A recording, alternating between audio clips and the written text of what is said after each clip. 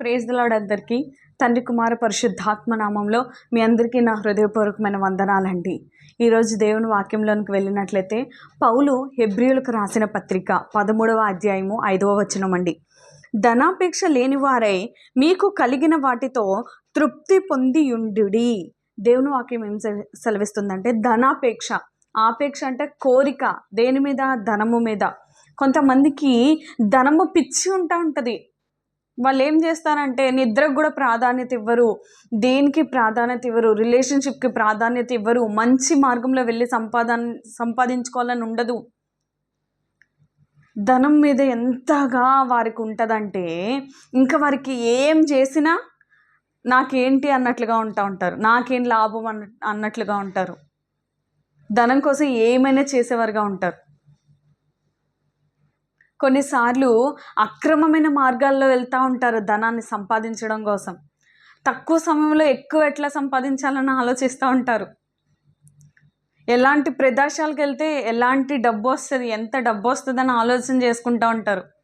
చిన్నపిల్లలకు కూడా ఈ తరంలో డబ్బుని ఎలాగా సంపాదించాలి, ఏం చదవాలి, దానికోసం చాలా ఉన్నతమైన ప్రణాళికలు అసలు వేసేసుకుంటూ ఉంటారు. అయితే దేవుని వాక్యం ఏం సెలవిస్తుందంటే ధనాపేక్ష లేని వారై ఉన్న దాంట్లో సంతృప్తి కలిగి ఉండమని చెప్తుంది దేవుని వాక్యం. అయితే ఇప్పుడు మనకు కలిగిన ప్రశ్న ఏంటంటే, ఇప్పుడు మనకి అవసరతలు చాలా ఉన్నాయి, అప్పులు ఉన్నాయి, రుణాలు ఉన్నాయి, ఈఎంఐలు కట్టుకోవాలి, పిల్లల్ని చదివించుకోవాలి, మన అవసరాలు చాలా ఉన్నాయి. కానీ మన రాబడి చాలా తక్కువగా ఉండే సందర్భాలు ఉంటాయి, అనేకమైన కుటుంబాలు ఉంటాయి. అలాంటప్పుడు ఎలాగా ఉండాలి ధనం మీద ఆపేక్ష లేకుండా అని? అప్పుడు ఆ సందర్భంలో కూడా ఉంటుంది ధనం మీద ఆపేక్ష. ఎలా అంటే దేవుని మీద ఆధారపడడం మానేసి ఎంతసేపు ఇంకా రెక్కలు ముక్కలు చేసేసుకొని కష్టాలను తీర్చుకోవడానికి, ఈ ఆర్థికపరమైన సమస్యల నుంచి బయటపడడానికి, డబ్బు సంపాదించడం కోసం చాలా ప్రయాసపడుతూ ఉంటారు. కొంతమంది అంటారు ప్రయాస ఎక్కువైపోయింది కానీ రాబడి చాలా తక్కువ ఉంటుంది, కష్టపడిన దానికి ఫలితం రావట్లేదు అనుకుంటారు. అనేకమైన పరిస్థితులు గుండా వెళ్తూ ఉంటారు. కుటుంబాలలో ఆర్థిక పరంగా నలిగిపోతూ ఉంటారు, చితికిపోతూ ఉంటారు పరిస్థితులు, రుణాల బాధలు. అయితే నా జీవితము, నా కుటుంబం ద్వారా నేను ఒక సాక్ష్యాన్ని మీతో పంచుకోవాలని ఆశపడుతున్నాను. అదేంటంటే మా కుటుంబం కూడా 0 నుంచి స్టార్ట్ అయిన కుటుంబమే. అప్పుడు కొంత అని అంటే అది ఎంతో మనకు తెలియదు కాబట్టి 0 అని చెప్తున్నా. అయితే 0తో చాలామంది లైఫ్ స్టార్ట్ ఉంటాయి. అయితే దేవుడి మీద ఆధారపడి ఆశీర్వదించిన వారు, అంచెలంచెలుగా ఎదిగిన వారు కోకొల్లలుగా ఉన్నారు. వారి సాక్ష్యాలు మనం వినొచ్చు. అలాంటి అన్ని వేల కుటుంబాలలో నా కుటుంబం ఒకటి. ఏమీ లేని స్థితిలో నుంచి దేవుడు పైకి లేవనెత్తాడు. అయితే ఇప్పుడు నా క్వశ్చన్ ఏంటంటే, మరి ఎలా 0 నుంచి దేవుడు లేపాడు? అదే కదా, ఎలా పెంట కుప్పల మీద ఉన్న దీనులు దేవుడు పైకి లేవనెత్తుతానని చెప్పాడు. ఇప్పుడు ఈ ఆర్థిక సమస్యలు కానీ, ఇంటి సమస్యలు కానీ, ధనం నీడ్ కానీ ఎలా తీరుతుంది? మొదటిది ఆయన మీద ఆధారపడాలండి. రెండవది చేసిన పనిలో నమ్మకంగా ఉండాలి. ఫలితాన్ని దేవునికి విడిచిపెట్టాలి. దేవుడు అప్పుడు మనతో ఉండి నీతికరమైన మార్గంలో మనకి నడిపిస్తూ పరిశుద్ధాత్మ సహాయంతో మన మార్గాన్ని విస్తరింపజేస్తాడు, అభివృద్ధిలోనికి తీసుకొస్తాడు, సమృద్ధితో నింపుతాడు.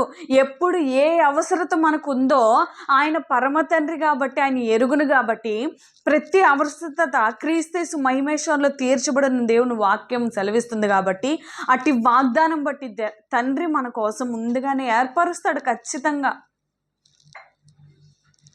ఒక చిన్న కుమారుడు తండ్రిని చాక్లెట్ తీసుకురమ్మని చెప్పాడు అనుకోండి, ఖచ్చితంగా తీసుకొస్తాడు. ఆ రోజు మర్చిపోతే నెక్స్ట్ డే తీసుకొస్తాడు కదా. అలాంటి ఈ లోకంలో తండ్రే మనకి వాళ్ళ పిల్లలకి మంచివి ఇవ్వగోరినా పరమ తండ్రి వీటికంటే ఇయ్యలేడా అని దేవుని వాక్యం సెలవిస్తుంది. ఈరోజు ఈ వాక్యం చూస్తున్న మీలో ఎవరైనా ఆర్థికంగా నలిగిపోయి ఉంటే ఆయన పాదాల చెంతకి రండి. ఆయన సహాయం చేయాలని ఆశపడుచున్నాడు.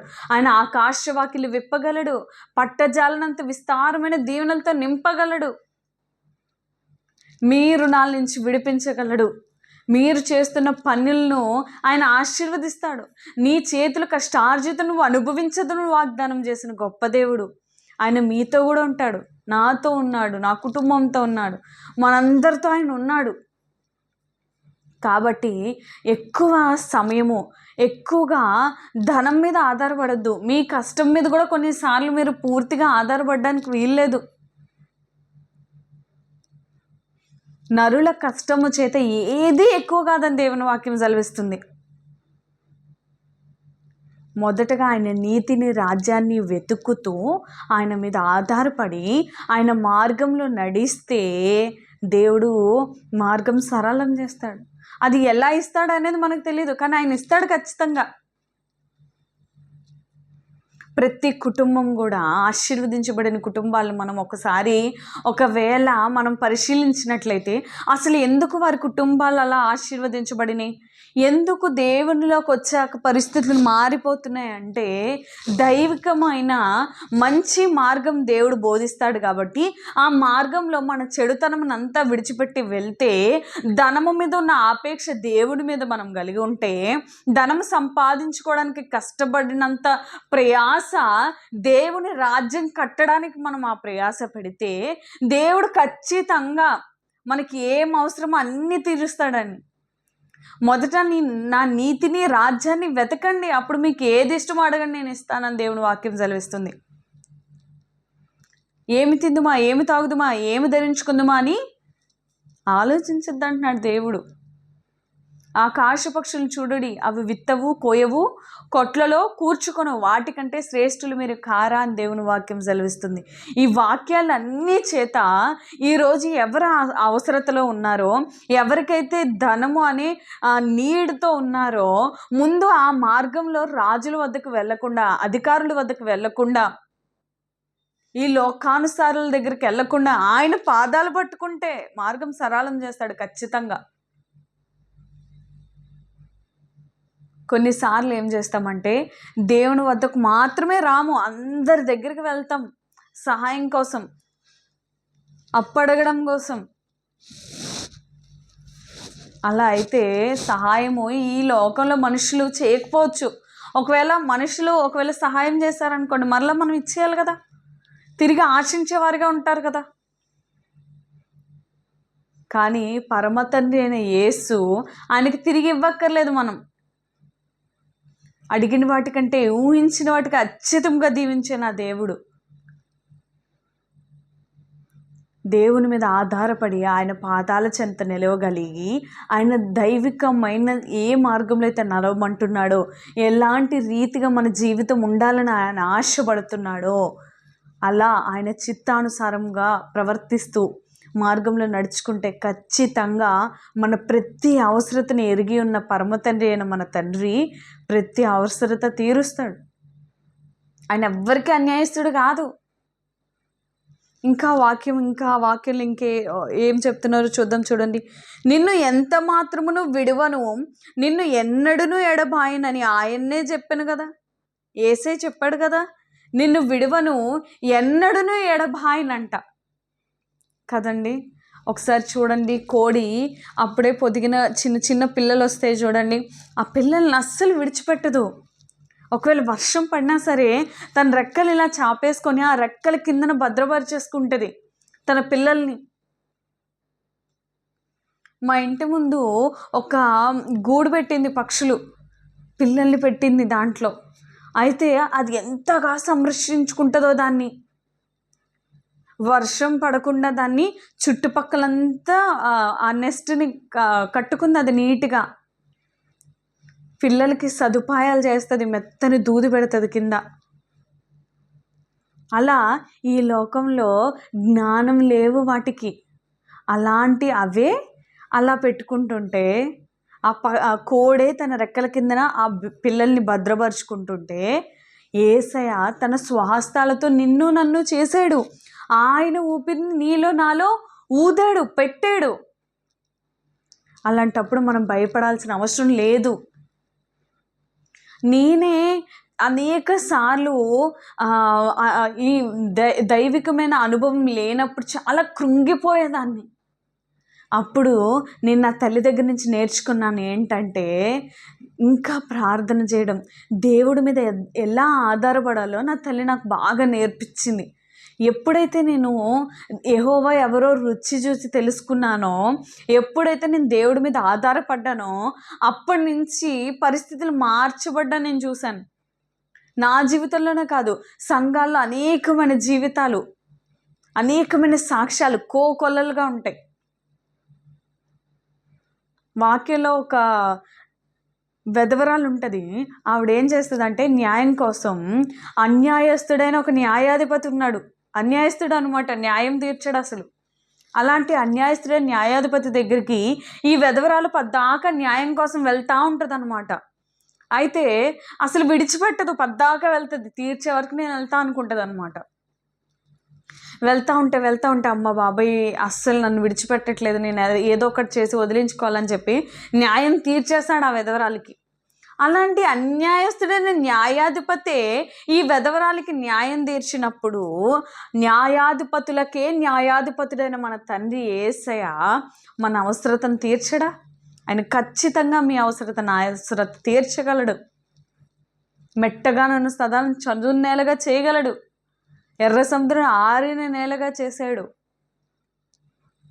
ఎంతో అద్భుతాలు దేవుడు చేశాడు. కాబట్టి నేనున్నాను, నిన్ను విడువను, ఎడబాయినని కూడా చెప్పలా. ఎన్నడూ ఎడబాయినా అంటే ఎప్పుడు విడిచిపెట్టనని చెప్తున్నాడు కదండి. కొన్నిసార్లు చిన్న చిన్న తప్పులు, పొరపాట్లు మనం చేసినప్పుడు మరలా తండ్రికి ముఖం చూపించాలనిపించదు, ప్రార్థన చేయాలనిపించదు. ఆయనకు మరలా మనం ఫేస్ని చూపించబుద్ధి అయ్యదు. మనం చేసిన పాపాన్ని బట్టి, తప్పిదములను బట్టి, మన అతిక్రమములను బట్టి, మన నోటి దూషించడం ద్వారా, మన తలంపుల ద్వారా, మన క్రియల ద్వారా మనము మానవులుగా అలా అనుకుంటాం. కానీ యేసయ్య మాత్రం నిత్యము మనల్ని క్షమించడానికి ఆయన సిద్ధంగా ఉంటాడు. మనం ఎంత పెద్ద తప్పు చేసినా ఆయన ఎన్నడూ కూడా విడిచిపెట్టడు. ఆయన మరలా మన పాపాలని క్షమించి మనల్ని పరిశుద్ధులుగా తీర్చి మనల్ని ఆయన హక్కున చేర్చుకుంటాడు. కాబట్టి ఈ సమయంలో మనం నేర్చుకున్న పాఠం ఏంటంటే, పౌలు ద్వారా ధనాపేక్ష లేని వారే ఉన్నదాంతో సంతృప్తి కలిగి ఉండాలి. అలా ఉన్నామనుకోండి, ఒకవేళ సంతృప్తిగా ఉన్నదాంతో, అప్పుడు దేవుడు నిన్ను విడువను, ఎన్నడూ ఎడబాయను అంటున్నాడు. అలా దేవుడు మన పక్షాన ఉంటే ఇంకా అవసరత, ఈ అప్పులు ఇవన్నీ తీరుస్తారని మన బాధ ఎందుకు? తగిన సమయం వచ్చినప్పుడు ఆయనే తీర్చుకుంటాడు. ఆయనే మార్గం సరళం చేస్తాడు. ఆయనే సమస్తము సమకూడి జరుగుతుందని వాగ్దానం చేశాడు. ఇవన్నీ ప్రార్థన చేసి పొందుకుందామండి. కళ్ళు మూసుకోండి, ప్రార్థన చేద్దాం. ప్రేమగల తండ్రి, దయగల దేవ, కృపగల ప్రభువా యేసయ్య, నీ బంగారు పాదముకు లెక్కలేని స్తుతులు, స్తోత్రములు, ఆశ్చర్యకార్యములు చేయడం, అద్భుత కార్యములు చేయవాడా యేసయ్య. మాలో తండ్రి నాయన ఇంకా ధనాపేక్ష ఉందేమో ప్రభా నాయన, నిన్ను కూడా నాయన అంతలా ప్రేమించలేని వారిగా మేము ఉంటున్నామేమో ప్రభా, ధనాన్నే ప్రేమించే వారిగా మేము ఉంటున్నామేమో ప్రభా. మమ్మల్ని క్షమించండి. మాలో ఉన్న ధనాశను, నేత్రాశను, శరీరాశను, జీవపుడమును తీసివేయండి. ఈ లోకానుసారమైన తండ్రి నాయన అనేకమైన ఆర్థిక శ్రమల నుంచి మమ్మల్ని విడిపించండి. నేను ఈ వాక్యం చూస్తున్న ప్రతి బిడ్డలో ప్రభా, ఏ బిడ్డకి ఏ అవసరం ఉందో ప్రభా యేసయ్య, నువ్వు చూచుచున్న దేవుడు, నువ్వు సహాయం చేయి, బలపరుచు, స్థిరపరుచు తండ్రి. ఆయన మిమ్మల్ని ఎవరిని విడువను, ఎన్నడూ ఎడబాయనని నీ వాక్యం సెలవిస్తూ నువ్వు మాటిచ్చావు ప్రభా, నువ్వు వాగ్దానం చేసావు తండ్రి నాయన యేసయ్య. మా అందరికీ నీ ఆత్మధైర్యం దయచేయండి. మమ్మల్ని విడిచిపెట్టకండి ప్రభా. దావీదు కుమారుడా, మమ్మల్ని దాటిపోవద్దు, మాకు తోడుగా నడిపించు. ప్రతి అవసరత క్రీస్తు మహిమేశ్వర్లో తీర్చబడ్డానికి సహాయం చేయండి. నీ మీద ఎలా ఆధారపడాలో నేర్పించండి. నిన్ను ఎలా అడిగి పొందుకోవాలో నేర్పించండి. మొదటి నీ నీతిని, రాజ్యాన్ని ఎలా కట్టాలో, ఎలా వెతకాలో మాకు నేర్పించండి నాయన. పరలోకమందున్న ప్రభా నాయన తండ్రి చిత్తం భూమి మీద ఎలా నెరవేర్చబడాలో మాకు నేర్పించండి. ప్రియుడా, ఆత్మలో వర్ధిల్ల ప్రకారం అన్నిట్లో వర్ధిల్లుతానన్నావు. మొదటి ఎలా ఆత్మలో వర్ధిల్లాలో మాకు నేర్పించి, మీరే కృప చూపించి, పరిశుద్ధాత్మ సహాయం మాకు అందరికీ దయచేయండి. మహిమల గణతల ప్రభావాలు మీరు ఒక్కరే పొందుకుని మన త్వరగా రాని నజరుడైన క్రీస్తు నామములో ప్రార్థించి బ్రతిమలు వేడుకొంచున్నాము తండ్రి. ఆమెన్. ఏసు రక్తమే జయం, సిలువ రక్తమే జయం. ఏసు నామమున సంపూర్ణ విజయం, అపవాదిగణంత నాశనం కలుగును గాక. ఆమెన్. హల్లెలూయా, హల్లెలూయా, హల్లెలూయా. మిమ్మల్ని మీ కుటుంబాల్ని దేవుడు బహుగా దీవించును గాక. ఆమెన్.